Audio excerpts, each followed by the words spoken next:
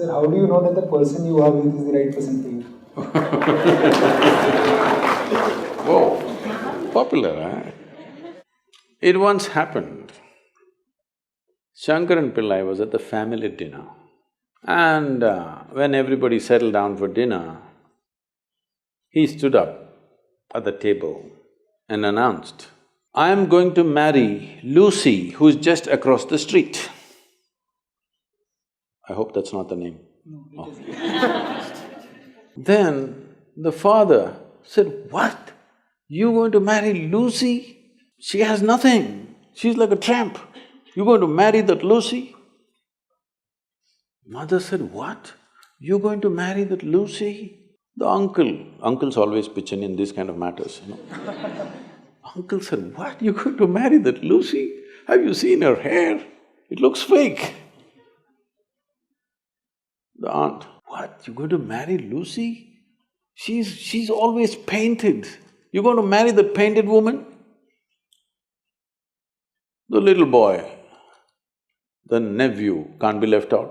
He said, "You going to marry Lucy? She doesn't even know what is cricket. How can you marry her?"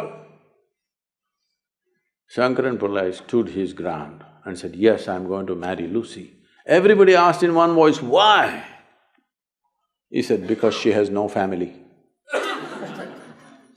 There are no many opinions to battle with. So, who is the right person? I don't want to take away all the romance from your life. But let me tell you this, there is no right person on this planet. If you put your heart into something, something may become wonderful. Is it the right thing? There's no right thing. Nobody ever found the right person anywhere, okay? If you get into that kind of unrealistic mindset, "I have found the right person," oh, you will be soon disappointed. You must understand, there is no right person. First thing is to see whether I am the right person.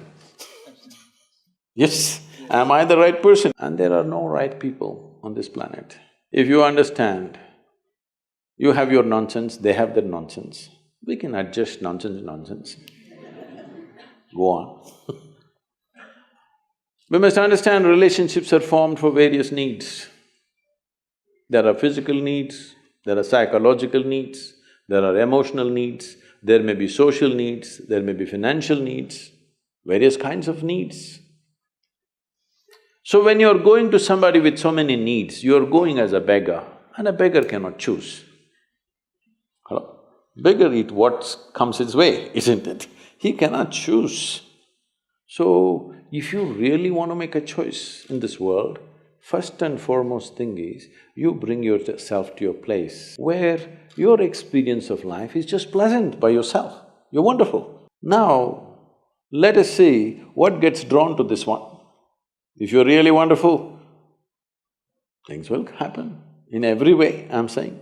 In terms of career, in terms of marriage, in terms of relationships, the best will happen to you because you made yourself like this. Instead of trying to work on somebody and fix them, if you work upon yourself and make you so wonderful that everybody wants to be with you, then there is a choice. And this whole thing is an American thing, that there is a soulmate somewhere. God made just one more person just for you. But these days, every 2 years, he keeps making one more person just for you. Obviously, God is making too many mistakes with you. See, body needs a mate, understandable. Maybe psychologically also you need a mate, understandable. Emotionally you need a mate. A soul cannot need a mate. So soul doesn't need a mate, nor was some person made perfectly for you, okay? This creation makes all kinds of unique idiots. If you understand you are one kind of idiot and the others are different kind, you will understand their nonsense because you know you got your stuff. If you think you're perfect and God has chosen you and He's made another person perfect somewhere else, you're heading for a disaster, okay? There's no such thing. Even, people today, after 5,000 years, people are still adulating and worshipping Krishna as the greatest lover, but his wives are dead unhappy with the guy. Yes. So, you're not going to find any perfect person. If you invest a deep sense of involvement, something wonderful may happen. It's because of your involvement, not because the other person is fantastic. No. Even if you choose a fool, actually it's easy that way. If they're not stupid, why would they come to you first of all? No, I'm just being nasty. So, even if you choose a fool, it doesn't matter. If you involve yourself, it can turn out very beautiful. You chose the smartest person in the universe, it could be a disaster. So, do not think in terms of, whatever this made for each other nonsense. No. You choose the opposite, actually. But after some time, after a little bit of time, you slowly start expecting they're just like you. This is a serious mistake. Because if one more person becomes just like you won't be able to bear with them for 2 days. Hello? Please tell me. If there's one more person just like you at home, could you live there? You're glad they're different. It's wonderful, nobody is like you, isn't it? Nobody is like you on this planet. Try and see. Nobody is like you, and that's good. Don't look for sameness, not necessary. It's a difference which makes the… because of the difference you tango, not otherwise